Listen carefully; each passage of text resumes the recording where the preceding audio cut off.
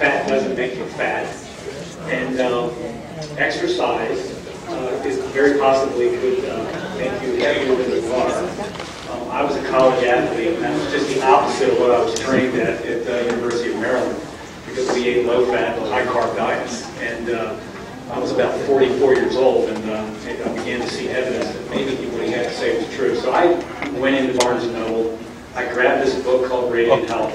I read it with passion, and then I'm a little bit skeptical of everything, so I also went to the library. Maybe 250. It's over 2. That's all we count. We're accurate. I said, something about this guy is he very possibly, I think he's telling the truth. And so then I went to my doctor. I got my blood tested, and I started using. How are you? I am Shirley, Leonard Waldy's wife. You've been emailing. Yes, back yeah. Okay. I remember. He got through his surgery just fine. Keep taking those oils. Yeah. Yeah, I remember. Yeah. That was my introduction 10 years ago to Healthy for Life. And I've been a customer of Healthy for Life for 10 years, and in October came on board to help tell the story. Some of you have already made comments about things have changed. The bottles, someone gave you a hard time about changing the bottles. They're different. I can guarantee everything inside the bottle is exactly the same, but the bottles are different. And so it's my great pleasure, because I believe that Brian is driven by what science tells us about nutrition. I believe that, and I've read him now for 10 years, and I've researched and continue, as he constantly challenges us to do. And his work has literally changed the lives of thousands upon thousands of people. And I think people are healthier as a result of the work he does. And therefore, we are more than happy to have him, love to have Brian when he comes here. And without further ado, Professor Brian Pesky. Thank you.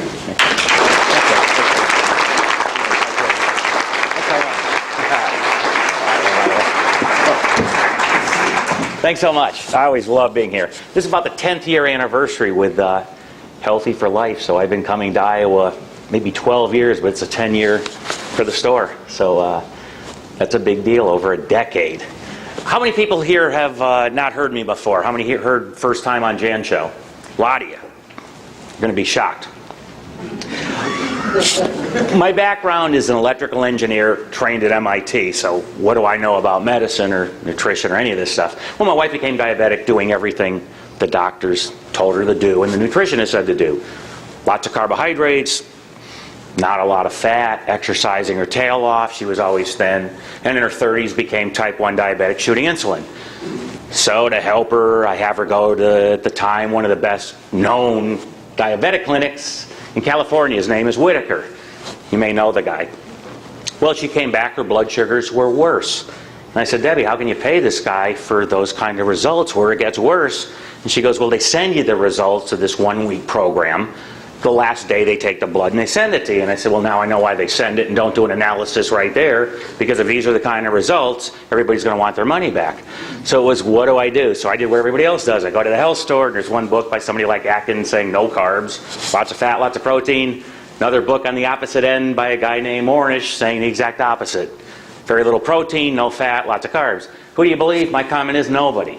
And I don't want anybody believing me. You believe the science. So I live in Houston. We have one of the top 10 medical libraries in the world, the Houston Academy of Medicine, which is located at the world's biggest cancer center, it turns out, MD Anderson.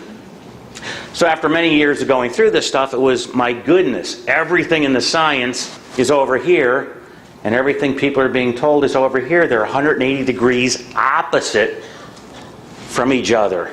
And somebody's got to get this kind of science out. So I did, the first book was called Radiant Health, and it did about 100,000 copies over probably 6 or 7 years.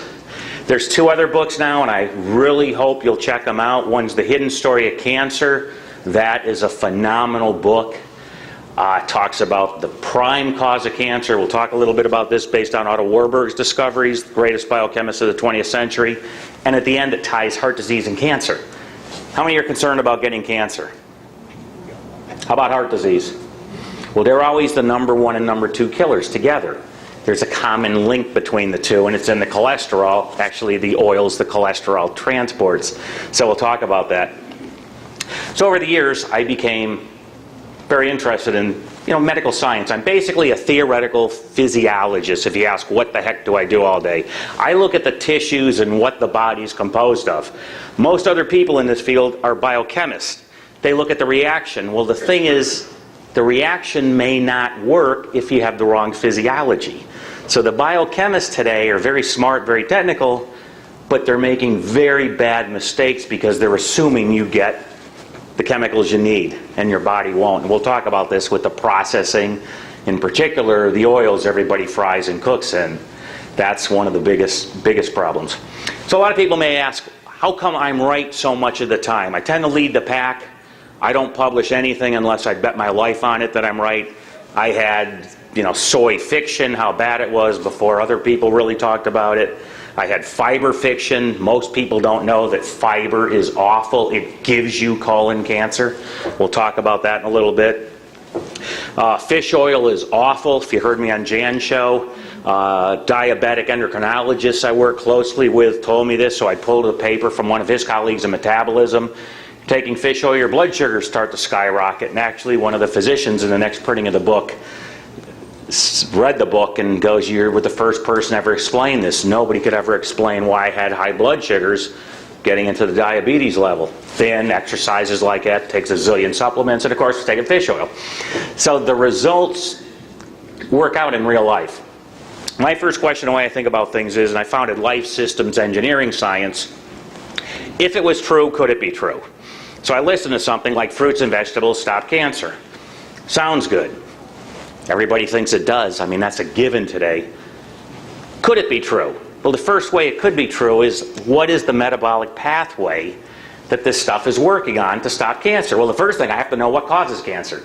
Most oncologists today go, oh, there's hundreds of causes, there's hundreds of kinds of cancer and blah. No, there's one prime cause, and we'll talk about that. So it turns out, when you look at fruits and vegetables attacking that prime cause, they do nothing. Therefore, fruits and vegetables can do absolutely nothing to prevent cancer, and it turns out in all the studies published, they don't. But the popular press and the magazines and the newspapers and the talk shows and most nutritionists get on there, fruits and vegetables and the meat's killing you. We'll give you a lot of science that was published in 2008, 2009. It's been about a year and a half since I've been here, so there's been a lot that's been published, all completely confirming everything that I've talked about. And the reason I'm right so much of the time is, since 2004 to now, I mean really 6 years, 5 years, I focused on one thing, the adulteration of the cooking oils. And just a very little thing, and it turns out all of my knowledge started with this. Once they're adulterated, the oxygen transfer gets ruined, and we'll talk about that. And then the knowledge came outward, but it started very small. I know very little, but in that little there's a lot. Most people in the nutrition and medical field start out with this big body of knowledge, knowing all this stuff, and looking at studies. And they start with 100 preconceived notions, and out of the 100, most are wrong. So they can never get to the one thing that's a prime issue. This is why cancer research gets nowhere. It has nothing to do with genetics. I'll talk about that. It's been published all over the place. Actually, the guy that came up with the oncogene reversed himself in 1998. I never saw the popular press saying this. He admitted, there's no oncogene. There's not enough mutations to have this. It's nonsense. But that's all everybody talks about. So it goes on and on. What I do is I connect the dots in a very unique way. I have one charter, has to give you the truth. All I have is, it's got to be truthful. I don't care about the money. I don't care if what I say gets people mad. I don't care if you like me, hate me, love me. It doesn't matter.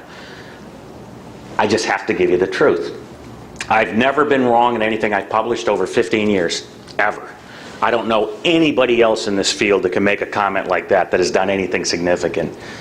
And I am always on the forefront, always. But by the time I publish something, it is verified all over the place. And my model is Otto Warburg, an MD, PhD, Nobel Prize winner, who would do an experiment 10 times before he'd publish it. He never had to retract anything. So the science that I'm going to give you is state-of-the-art.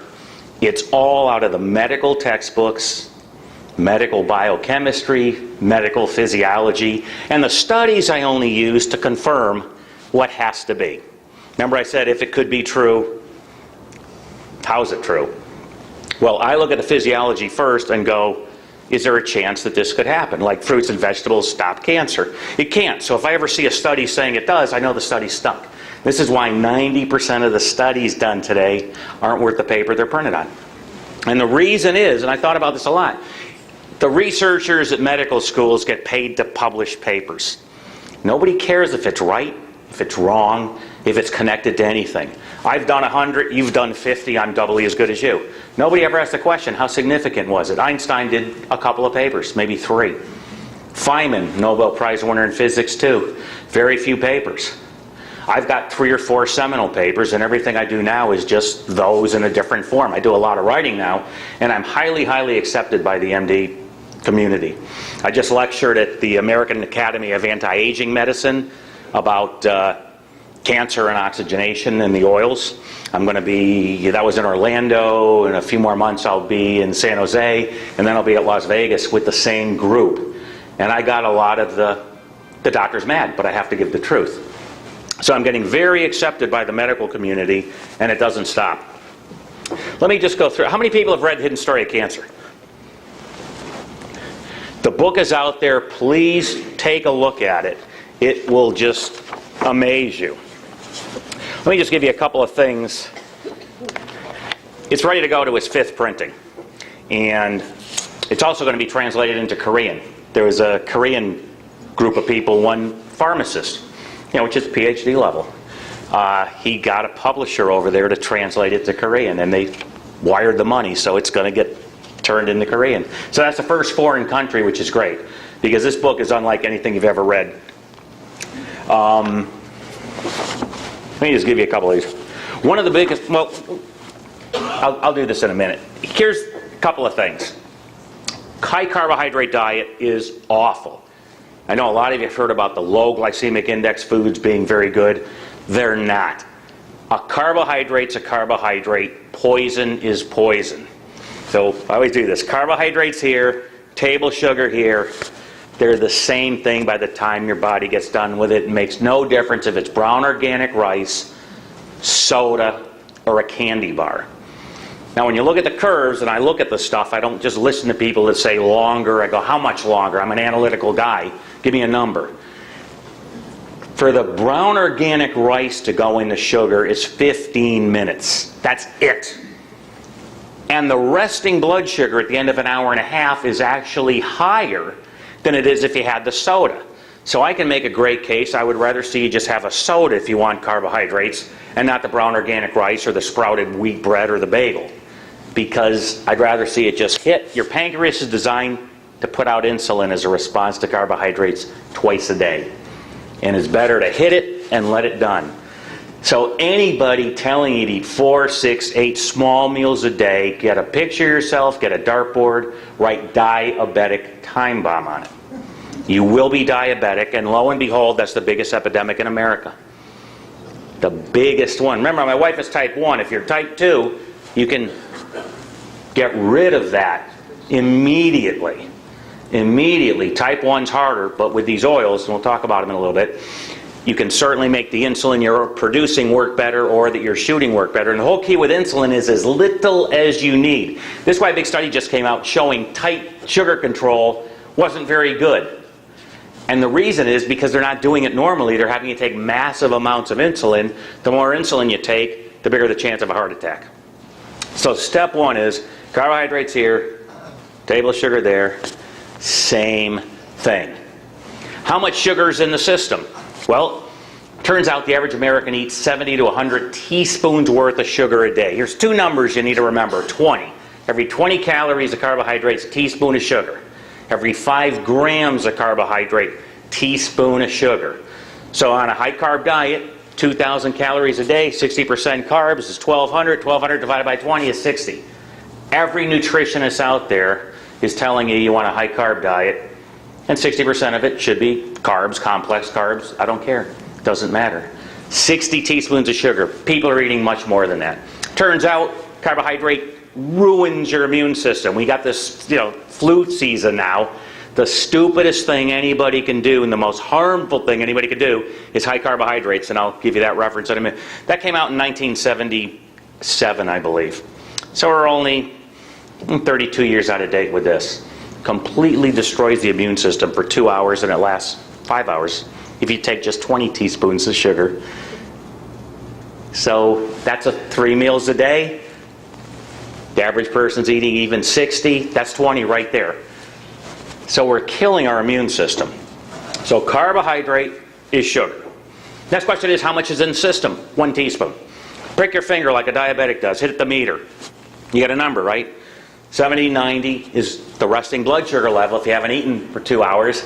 That's milligrams per deciliter. That's 0.7 to 0.9 teaspoons of sugar when you convert it. When I first looked at this, I fell off the chair. Because how can you have less than a teaspoon of sugar in the whole bloodstream? Next question is, okay, if I put in 100 teaspoons and I have 1 in the system, where's the 100 go? Well, there's 2 things. You can exercise. Exercise does burn up sugar. So anybody that's diabetic, exercise is good to get rid of the sugar. I would just say don't eat the sugar to begin with, then you don't have to do the exercise, and the heck with it. But if you want to eat the carbs, you can certainly run, for an hour, and it's going to burn up some sugar. Where does all this sugar go? Body fat. Carbohydrates make you fat. It's called the insulin response. Pancreas produces something called insulin, strictly as a response to carbohydrate. So the more carbohydrate I eat, the more insulin I make. And insulin, textbook of medical physiology, is defined as a fat storage hormone. This is nothing new. So here's the overweight obesity epidemic in a nutshell. All the experts have told you to live on carbohydrates. You've done what you're told, and you get fat. Then they came in, well, to get rid of this, you got to exercise, 2 hours a day. Turns out, on a high-carb diet, it takes 40 hours of running to burn 1 lousy pound. How can that be? It's 600 calories in a pound of body, I'm burning up in an hour, and there's 3,600 calories in a pound of body fat, so it should take 6 days. You're making a very bad assumption. You're assuming fat burning starts immediately. It does not. You burn stored carbohydrate called glycogen first. So the more carbohydrates you're eating, the more glycogen gets used before you start burning fat. So you can actually only be burning fat 1/3 of the time. You're burning stored glycogen, carbohydrate, 2/3 of the time. You're not going to have any fat loss. This is why most people exercising, they blow their brains out. Never lost an ounce for me. I like martial arts. I like Argentine tango dancing. I like going to the gym, but exercise never lost an ounce. And it doesn't for most people. When you ask the people at the big classes, at the big health spa, all of them said the aerobics doesn't do anything. If anybody's lost any weight, it's from the bodybuilding stuff with the weights, and most people don't lose it at all. The thin girl starts out thin, and she may be exercising an hour a day just so she doesn't feel guilty. She looks good, maybe she doesn't work, married to a real wealthy guy, and she makes that her job, but she doesn't have to. She already started out thin, so people get misled with cause and effect. The exercise is not the answer to most people. And actually, I'm going to give you something that just came out where exercising can make you fatter, because people tend to eat more because of all the work the exercise did. So that's the biggest thing. The carbohydrate is a unique thing. How much do you need? Is there such a thing called an essential carbohydrate? No. How come? Because your body makes them. It's called glucogenesis, your own body fat with the protein you eat. This is why people need to eat a lot more protein, especially the women that have been told not to eat any, combines together and makes that 1 teaspoon of sugar. So this whole concept of I need to eat every 3 or 4 hours to balance my blood sugars is lunatic. Anybody telling you this needs to get their tail into a medical library and learn some biochemistry. There's no reason to be eating like that. Number one, who has time to eat like a human billy goat all day long? It's crazy. Number two, you're going to blow out your pancreas, turn diabetic. Number three, it's just, no need. You don't have to balance any blood sugar. So the next question is, does eating a fat or a protein have an insulin response? The answer is no. Fat, 0. Protein, just a tad, but next to nothing. So anybody that tells you everything in moderation, no. Fats, proteins, and carbohydrates are drastically different. And this leads me to the next thing, the calorie theory. Well, it's just calories. Calories in, calories burned up equals how big I get. Wrong. Absolutely wrong. Protein, a couple things you need to know about it, and I've never seen this published anywhere except the medical textbooks. 60 to 70% of the protein you eat gets burned up in its own digestion. So if I ate a 1 pound steak, I'm only left with 0.4 of a pound. Okay? It's burned up. It takes a lot of energy to break down the protein into amino acids, and protein is critical. It makes all your muscles, it makes half of your hormones, all of your antibodies, all of your enzymes, protein. So you need a pile of protein. The next thing with protein, it's highly tied to water. And I said this on Jan's show, a steak, big juicy steak with fat on it, is 58% water. I've never seen any book say this that's about diet. I've never seen a word of it. But 58% of the steak is water. It's molecular water. It doesn't boil away. So you heat it, you broil it, you sear it, I don't care what you do. It's trapped in the steak. So when you look at 60% of it's gone in its own digestion and 58% is gone, the vast majority of the steak is gone. Out of that 1 pound steak, you're left with 3 ounces. So you're not left with very much to begin with. So anybody telling you all you need is 2 ounces of protein a day, like Whitaker says, very big mistake. It's 2 ounce net protein, but he doesn't understand how it's broken down by the body. And this is the problem. You have supposed experts giving you advice that's wrong. And they're killing people and making everybody sick, because everybody here wants to do the right thing.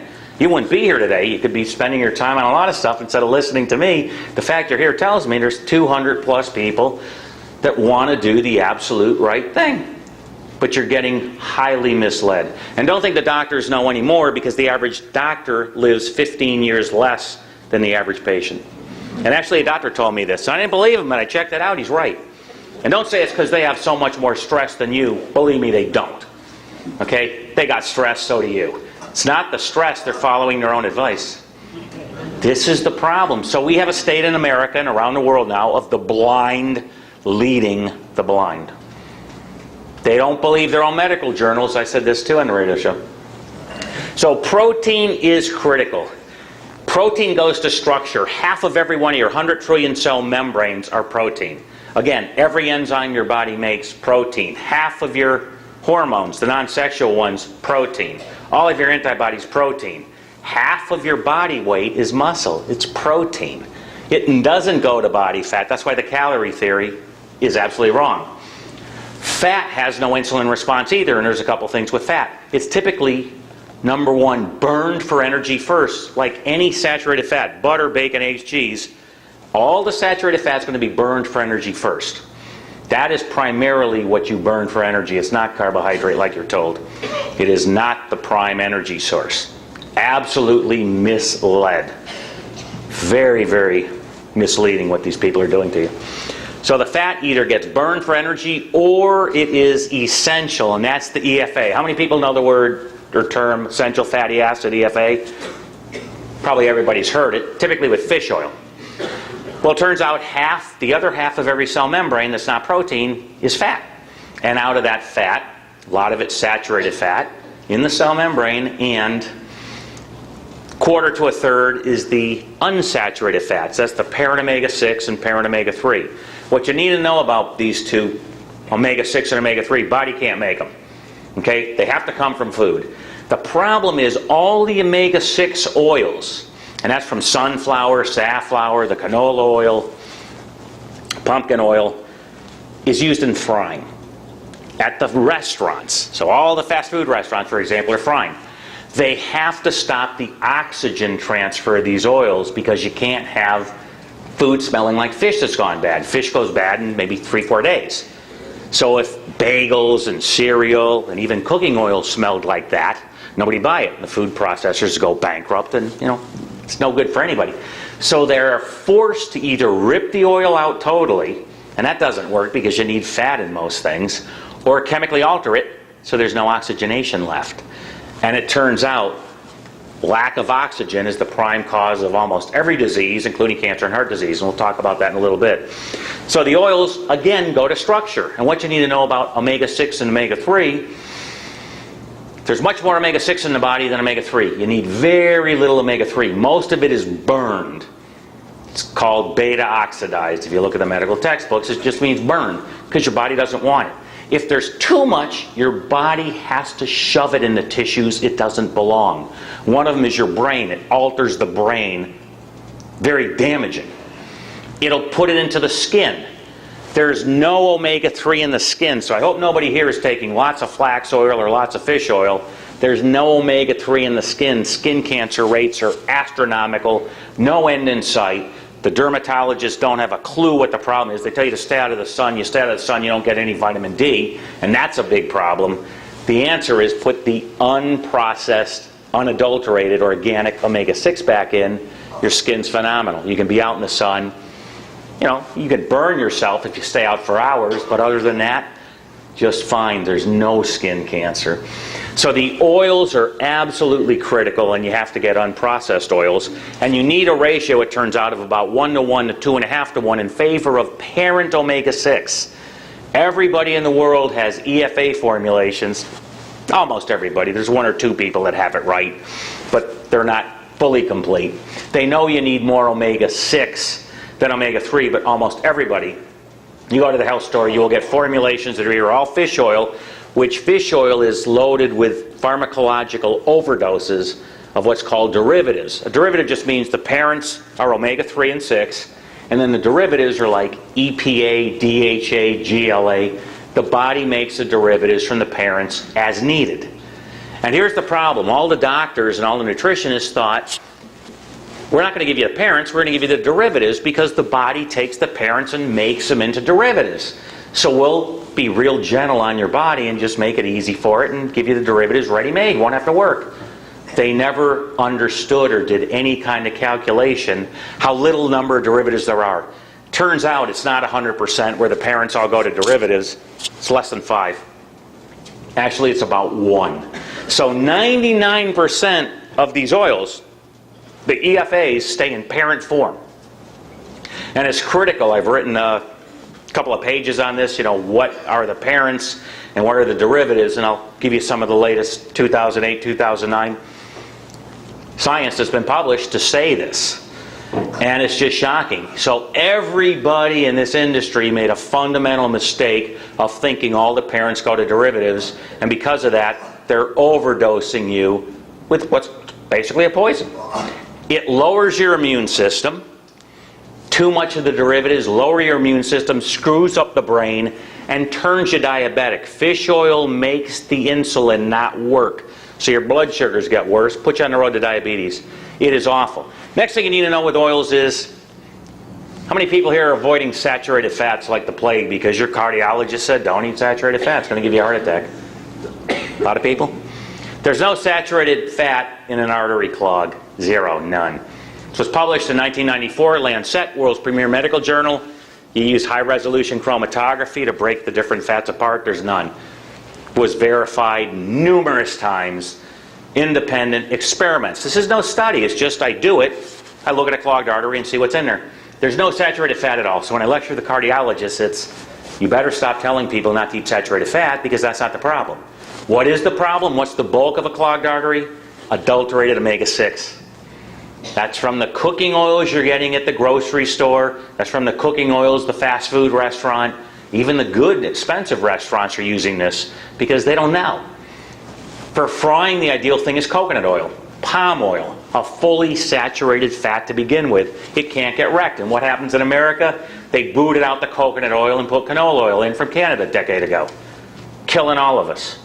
It's just a despicable state of affairs. So the proteins and the fats are critical. The carbohydrate is not needed, not essential. What have we been told to do in America? Make a complete non-essential a carbohydrate, the basis of your diet, and restrict the essential fats and the protein. The exact opposite. If I wanted to kill you all, give you all diseases, and make you exhausted as the dickens, I would give you that diet. I walked into a hotel, this is about 10 years ago. It was a very expensive hotel, St. Regis, and they had the heart-healthy diet. And I looked at it and started laughing to myself, this is the heart disease diet. It was all high carbs, orange juice. I walked into a place to get some coffee today, banana. It's got heart-healthy superfood. A banana is all carbohydrate. Okay, you eat a banana, you just took 7 teaspoons of sugar. Sugar auto-oxidizes in the blood. Okay, oxidation is what causes the problem. What gives you the internal scarring in the artery? Well, sugar needs nothing to have that happen. It does it on its own. The more carbohydrate you eat, the more it's going to do on its own. And all fruits are carbohydrate. Okay, so instead of preventing cancer and heart disease, they give it to you. Now, that's not to say you can't have an apple a day, but nobody said a quart of apple juice. Okay, nobody said to have tons of it. The average piece of fruit's about 4 teaspoons of sugar. So you want an apple a day? No sweat. The average person today is eating, 60 to 100 teaspoons of sugar. I have no problem with 15. You have 15 teaspoons of sugar, equivalents, every 20 calories. Remember, carbohydrate's a teaspoon. It's no issue.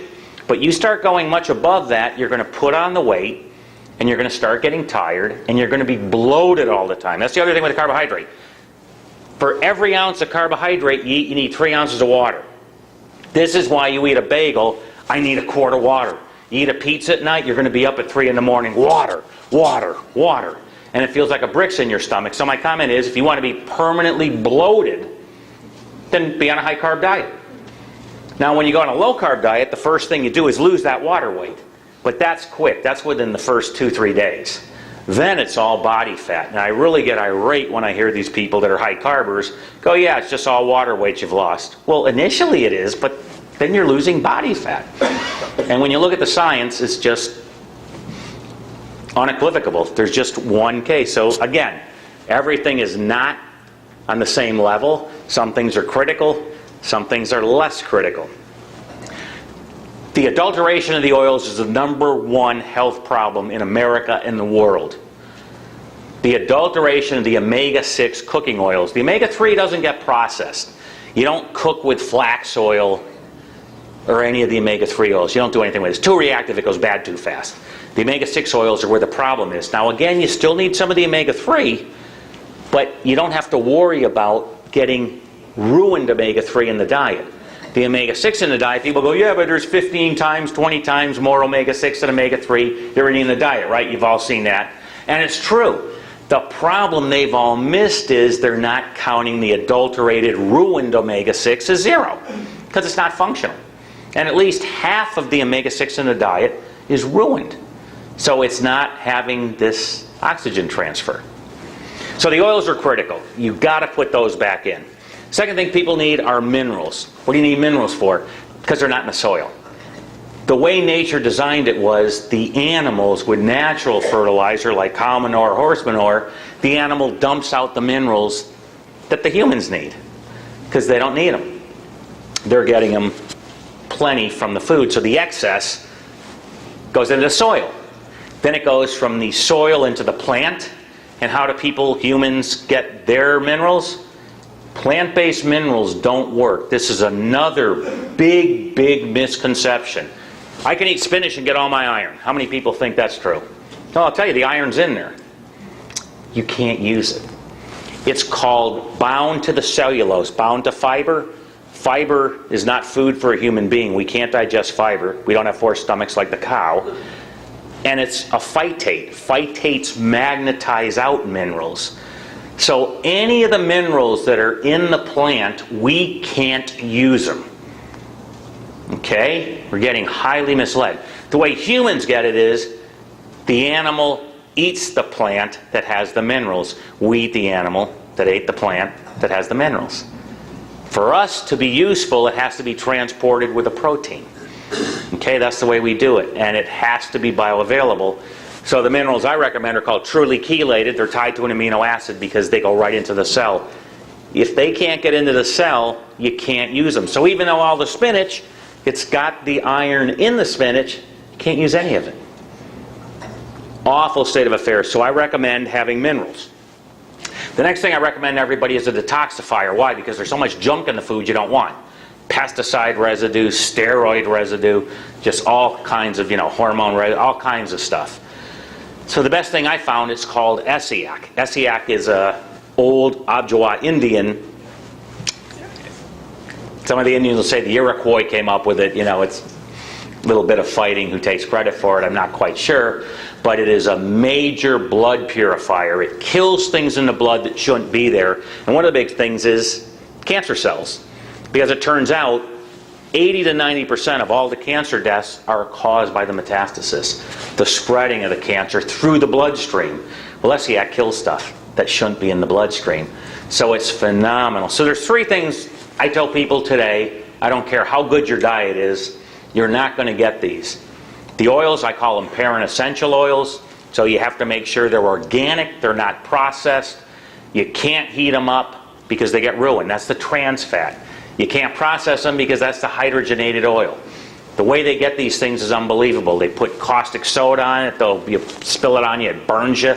I mean, they bleach it, they deodorize it, they boil it.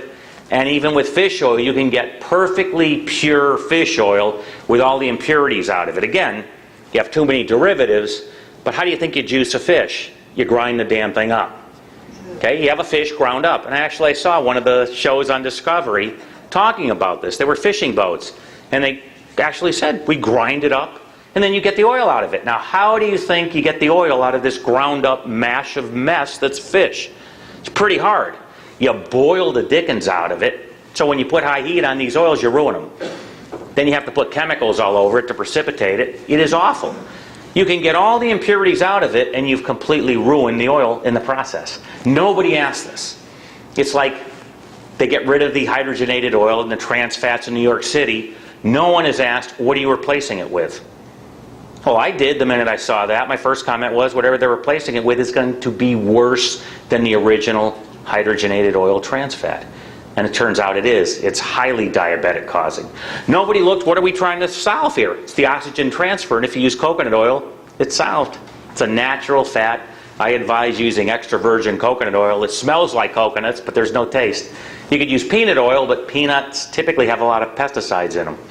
So I'm not real big on it. You can get organic palm oil, you can get organic coconut oil. Those are the 2 best things for deep frying in the world. You can use ghee, you can use lard. But I like the organic stuff, and then there's just no question. You want to spend your money on organics, by the way, on the fats. The eggs, the cheese, the butter, the cream. All of the residues an animal eats goes into its stored body fat, so it doesn't kill the organ, doesn't kill the person, doesn't kill the animal. So every animal stores the toxins in its body fat. So it's critical to get organic fat-based products. On the meat, if you cook it well, most of it gets denatured. All the impurities, the hormones. And they're typically estrogenic. They're female. So I did a test once. I cooked some meat and sent some raw stuff off and cooked stuff to the lab. And it went down by a factor of 33. So if it starts with 100, by the time you cook it, it's down to 3. So it's not bad. There's a big, big difference when you cook stuff. So if you have limited money, I would say, number 1, priority-wise, anything fat-based, get organic. Then I would go into the meats, naturally raised organic, but they're expensive. And then the vegetables. Full organic is best, then you don't have to worry about anything. Those are the 3 things everybody needs. CoQ10 is a good supplement, but most people don't need it once they get these oils. They make so much energy. I mean, I've got athletes that have used this, professional bodybuilders use this. The energy is just through the roof. But let me give you some of the very current information. Just came out in 2009, the American Heart Association said you need omega-6. How many people saw that? Did you see that anywhere in the big articles? Omega-6 is good? 1, 2, no more than 10 of you. This is the biggest change about face in a decade. They were always saying omega-6 causes cancer, and the reason for this was it's all processed. Remember I told you it's processed, it's ruined, it stopped its oxygen transfer? But now they're saying, and they're absolutely correct, omega-6 oils have the number 1 anti-inflammatory property there is. It's called PGE1, prostaglandin 1. It's an omega-6 derivative. Now I told you, you give the parent, body makes the derivative as needed. In my formulations I recommend a little bit of already made GLA. It's the first derivative of omega-6 to make sure you get the PGE1, all you need. There's just a little in it, and I like evening primrose oil for it. But it is the biggest anti-inflammatory there is, much stronger than any of the omega-3 series. Because all you hear about is omega-3 is anti-inflammatory. Very, very minor effect compared to the omega-6. Let me see what else they said. This just came out with the omega-6. It said, if you don't understand this, you have a rather naive understanding of biochemistry, end quote. Robert Eckel, professor of medicine, University of Colorado, said the American Heart Association went ahead and looked into the evidence of there being a harmful effect with omega-6. Just isn't there. Omega-6 have powerful anti-inflammatory properties that counteract any pro-inflammatory properties. See, there's always two sides. There's a system. I'm a systems engineer. There's always a good and a bad. It's not even good and bad. They're corresponding. If I had no blood pressure, for example, I'd be dead. I'd be a worm. You have to have a constriction. When you cut yourself, you have to have something stop the bleeding. It's called inflammation. You want that. If I have an infection in me, I want something responding to it with an inflammation response. That's good. It stops you from dying. So these people don't understand anything. Dr. Harris continues, we're telling people not to stop eating omega-6. To reduce omega-6, you're going to increase your risk of heart disease.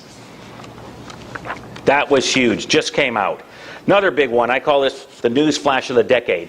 For cancer, Otto Warburg, MD, PhD, proved you decrease oxygen to a cell by a third, 35%, a little more than a third, by a tad. Cancer. Now, it takes a long time to get cancer, typically decades. You've got time to stop it. You can keep a benign tumor benign and not have it turn cancerous. The only difference between benign and cancerous is the duration of the oxygen deficit. Okay, this was in the 20s he showed this, and it was proven in 1953 by Goldblatt and Cameron in America, where they deprived a heart tissue of oxygen over 2.5 years. They deprive it of oxygen, then give it oxygen, deprive it. They kept doing it. Cancer always came. And in the non-oxygen deprived heart tissue, it never came. Then another group proved it, that low oxygen always has heart disease. If you have a cancer tumor, you've got low oxygen. All the oncology medical journals say the same thing. The lower the oxygen pressure, the worse the cancer. Also, the lower the oxygen, chemotherapy and radiation don't work well.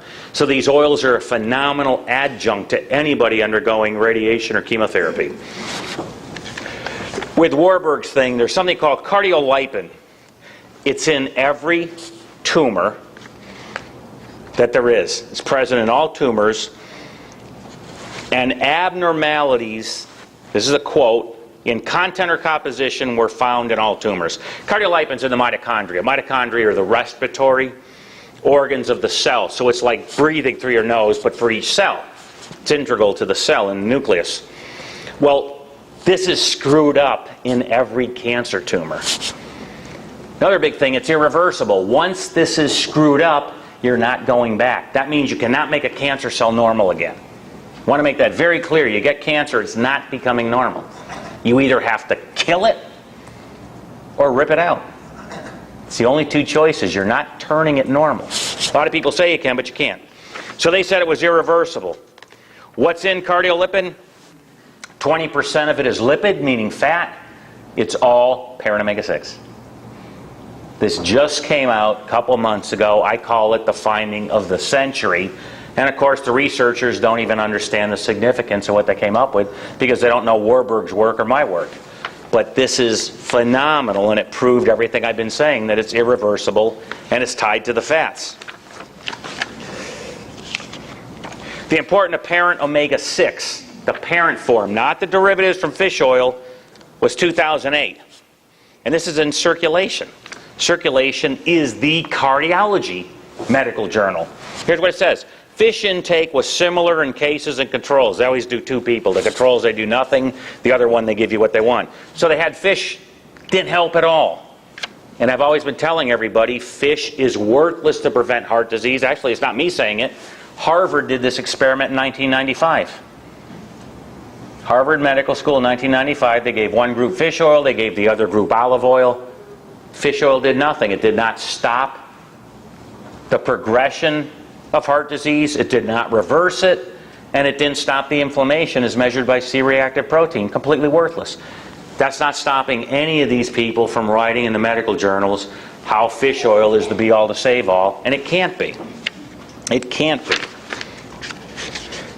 Alpha, it's called linolenic acid, which is omega-3 parent, could exert direct anti-inflammatory effects, and it does. You do need a little bit of the omega-3. The omega-6 series is stronger, but I'll take them both, because if there's inflammation, you want that inflammation going away. And this is why smoking causes cancer. It inflames. It's not the smoking itself, but it gets the tissue hot. And what happens when you have inflammation? You suck oxygen.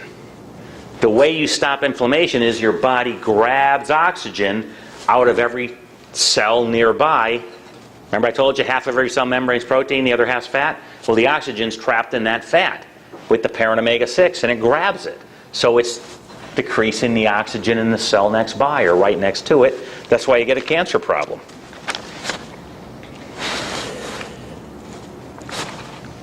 You can reverse an arterial clog.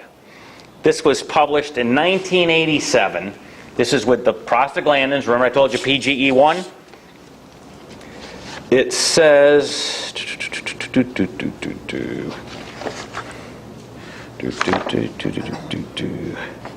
They're also able to reduce the size of the thrombosis once it forms. Thrombosis is a blood clot. Okay, medical profession, they love giving you big terms that people don't understand because they're made up words. I just say a blood clot. You can reverse it once you have it. So these oils let the body make this on its own. It's a natural plaque reverser. Then it's talking about the lack of oxygen in the cell membrane, and you have something called PGI2, which is prostacyclin. Prostacyclin is also made from the omega-6 series that stop platelets from aggregating together or adhering to the inside of the artery. That's how you get a blood clot. So if you have these problems, the body starts taking the omega-6 out of every cell it can get, and it's reducing the oxygen. So it's a big problem. That, was over 20 years ago, and nobody's talking about this. How many people think cancer is genetic? It's not.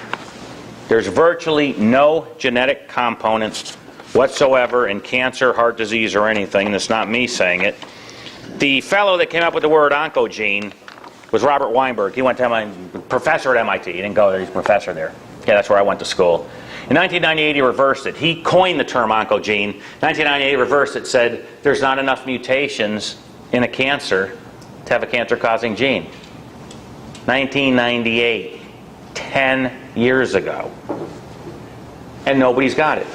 Here's the quote. In 2008, I call it case closed, closed, closed. It's not genetic. This was in Scientific American. The oncogene tumor suppression gene hypothesis has failed despite 3 decades of effort. It's failed. This geneticist, Robert Loeb, led cancer researchers astray with the silly notion that your cells have 10,000 to 100,000 mutations each.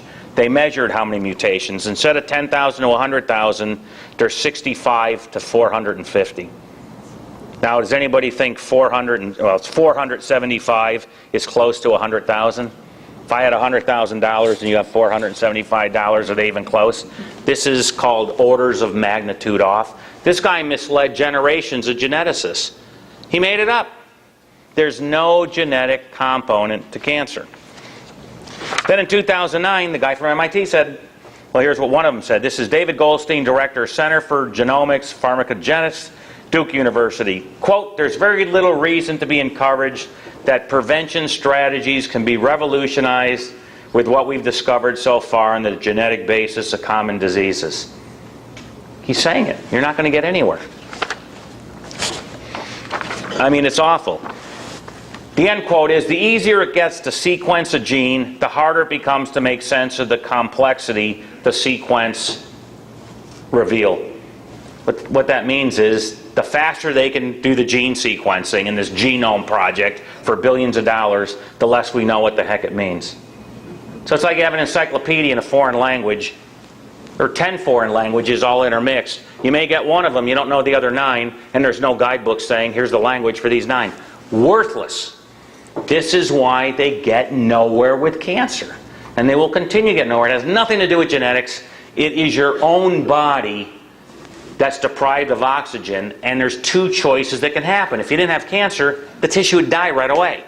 Now, if the tissue just dies right away, like your heart, guess what? You're dead.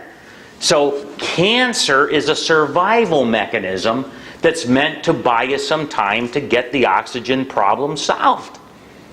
That's the great news here. It's as simple as that. And I've written a nice paper on what cancer really is, and it gives very nice insight. That's what it is.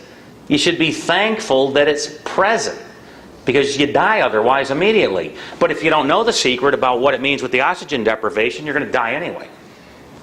And what typically happens is the cancer either metastasizes from the same site, or you get cancer in a different area. You have breast cancer, they chop off your breast, and you go, I'm okay, and hopefully it won't come back. But you end up getting cancer in another area, because the problem hasn't been solved with the lack of oxygen. That's why this information is so critical in the hidden story of cancer. Major newsflash 2008, all DFA derivatives are made as needed. Dr. Kalsa, a very prominent Beverly Hills preventive medicine physician, told me about this. A very good colleague of mine. American Journal of Clinical Nutrition, your body makes all the derivatives as needed.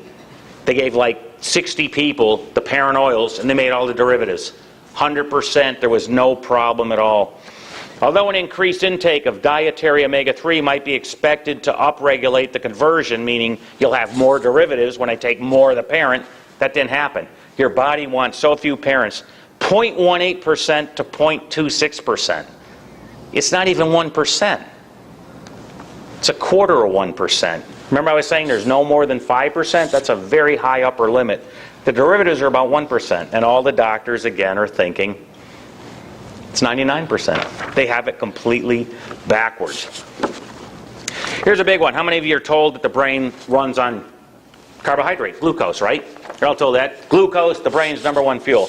Well, when exercising, sure as heck isn't. It actually isn't anyway. It's your own body fat. It runs on ketones, which are basically water-soluble fats. But during exercise, they would always say you need a lot of carbohydrate exercising. Well, if they're wrong, the brain loves lactose during exercise. Here's the quote. Everything I'm giving you is quotes. I don't say it, but it is. The human brain shifts into high gear and uses an alternate energy source. It does not feed on glucose, but lactate. This finding challenges a long-held view that the brain is strictly a glucose fuel burner. A long-held view? Why didn't somebody do this real complicated experiment 2 decades ago before mouthing off and saying sugar is the only thing your brain runs on? This is what infuriates me and irritates me, because you can't do this in things like building electronics. If I build a TV set and you turn it on and it blows up in your face, it's immediate feedback. I can't say, well, it shouldn't do that. It did it. You don't make comments like this. And again, look at where electronics has gone in the last 3 decades. You have computers the size of, a deck of playing cards now. They used to be the size of a refrigerator. What's happened in medicine? Nothing. In cancer, you've got a few obscure cancers, they get better. But the average death rate, over 35 years, it's only 5% better today. 5% less people die of cancer today than in 1971, where this whole thing started, with the big war on cancer. Somebody should be screaming, and the answer is not more money. You've already got trillions, not billions, trillions, and you've got nowhere, because they're not understanding the prime cause of cancer. And I really hope you'll get the hidden story of cancer that talks about this in the book. But that is just unbelievable. Challenges a long-held view with no support. Here's another one. Everybody heard about Atkins, right? Well, he was right. He didn't have enough science, but 2008, high-protein meals keep the fat away and the glycemic index is worthless. This is from the journal Nutrition and Dietetics. High-protein meals may benefit fat oxidation, energy expenditure in individuals with higher body fat. There's a couple of things. High-protein meals have a substantial fat-burning effect. And the study showed the glycemic index, the GI number, had no additional effect on fat breakdown. Just what I told you before, it means nothing. The glycemic index means nothing. All that counts is the amount. The glycemic index is merely a supposed measure, and it doesn't even work here, on the time it takes to hit the bloodstream. They don't tell you how much. And that's all that counts, is how much. I don't care how long it is. When you take the summation, calculus is called integrating, if these people knew this, you'd come up with the same answer. The high protein meals led to the greatest level of fat oxidation, burned body fat. We found a clear correlation between body composition and the effect of dietary protein on burning body fat. These are the quotes. 2000, what did I say? 8? Anybody see a top health publication saying this? You know, Atkins confirmed again? No. They won't give you the truth. They just keep publishing the same garbage. Get rid of the fat, get rid of the protein, have more complex carbs. And here's how I came up with the complex carb thing was garbage. I told you my wife's diabetic. We were looking at the brown sprouted organic bread, sprouted, which is the ideal complex carb. I said, let's measure your blood sugar before and after you eat this thing. Because I didn't buy it, but I couldn't tell. So I like experiments. Start, measure the blood sugar, eat nothing else but a hunk of bread. 15 minutes later, blood sugar's through the roof. You want to see a girl that's mad because she was conned into the same nonsense a decade ago or 15 years ago. Absolute nonsense. 15 difference, no difference. Here's a real bad one. Carbohydrates known to lower the immune system in 1977. Remember, the average American's eating 60 to 80 teaspoons of sugar a day. The group that conserved 24 teaspoons, okay, 24 would be an average of 80 a day if you broke it down over 3 meals. That's not out of line with what most people are eating.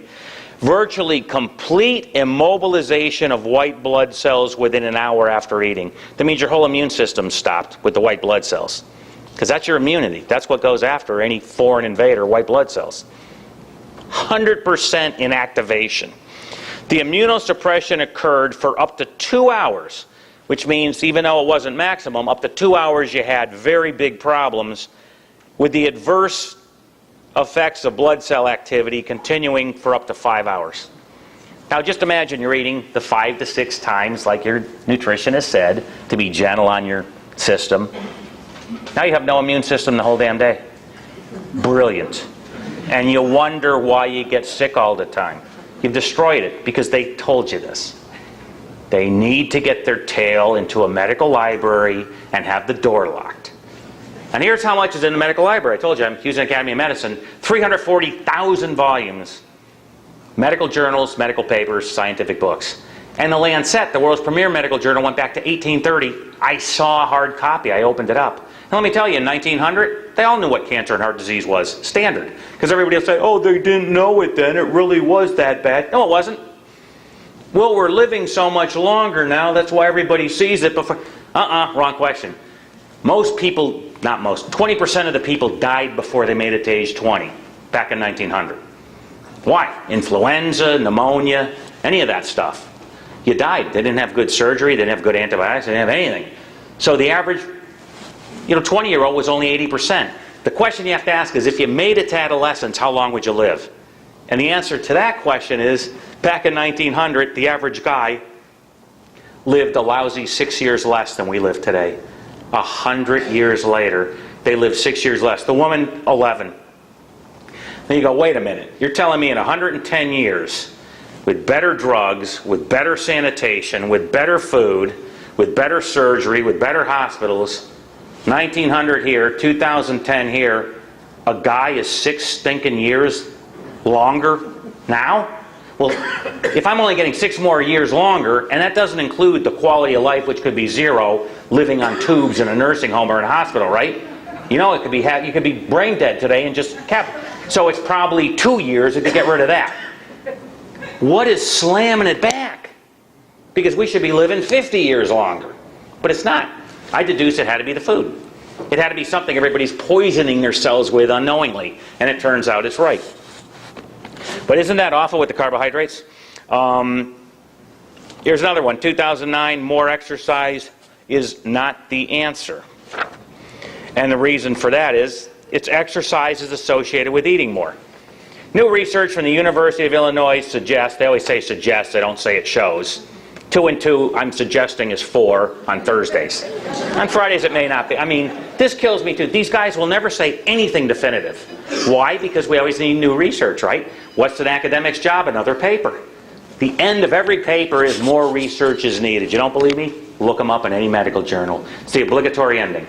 More research is needed. We're never there. Never figured out nothing. It's awful. And here's what they say. The general message to be active can prompt people to behave in a variety of ways, some of which may have negative consequences. You exercise, you eat more. And if you eat more of the foods that made you fat in the beginning, you got a big problem. You can actually get fatter faster exercising. The key is to have these oils, they fulfill the appetite and the cravings go away. That's another thing with these oils. And if you think about it, if they're so strong in stopping in giving the oxygen transfer, your body should crave them. And they should have a lot of effects in a lot of different areas if they're that potent. And the carbohydrate cravings is a symptom of an EFA deficiency. Why don't we probably have a 10-minute break, and then I'll be happy to answer a lot of questions, because I've gone very, very fast. I wanted to give you a lot of information, and I'm sure you got a pile of questions. And if there's any holes in what I said, and I'm sure there is, I'll definitely be able to fill it in with the particular questions. But you can talk to me during the break, but I hope you'll save the questions for general, because if you have the question, I guarantee 10 other people do too. And any question's fair game. If I don't know the answer, I'll tell you that. I don't know everything, and I am obligated to tell you I don't know. And you don't want my opinion on anything. Don't ask doctors' opinions. Don't ask anybody opinions, because if they're wrong, they're going to kill you. And you're not going to get your money back. So you just want the science. What's the science say about this? Not what the study says, because the studies aren't worth the paper they're printed on. And I'll leave you with one thing. The head of the New England Journal of Medicine, before she left, an MD, 90% of what we get is garbage, and we're forced to publish it. There's so little good research, and I go through 1,000 titles of medical publication things a week. It's easy on the internet. It wastes a pile of my time. Out of the 100, out of the 1,000, there's probably 5 that should have even been printed. But again, academic publishing is an end in itself, so all these journals get published. And there are journals on carbohydrates, fats, proteins that have gone back from 50 years. You go, how much new is there on any of this? Nothing. It's like, how much is there new in gravity? You already figured it out way the heck back. You're done with it. But these guys never do. We have, 1,000 studies on cholesterol now. Wait a minute, I hear something like that. You have 2. You have one that shows something, and you do an experiment to confirm the first guy. You're done. Now, when I hear hundreds or thousands of studies, that tells me immediately it doesn't work. You're trying to play games. You're trying to get a population where you get lucky, show a result statistically, and it's a bad problem. And I'll talk in a little bit about, when we come back, about statins, because I'm sure a lot of people are on statins, cholesterol-lowering drugs. I'll talk about that for about 10 minutes, and then we can have any questions. So maybe 10, 15 minutes, we'll come back. Thanks.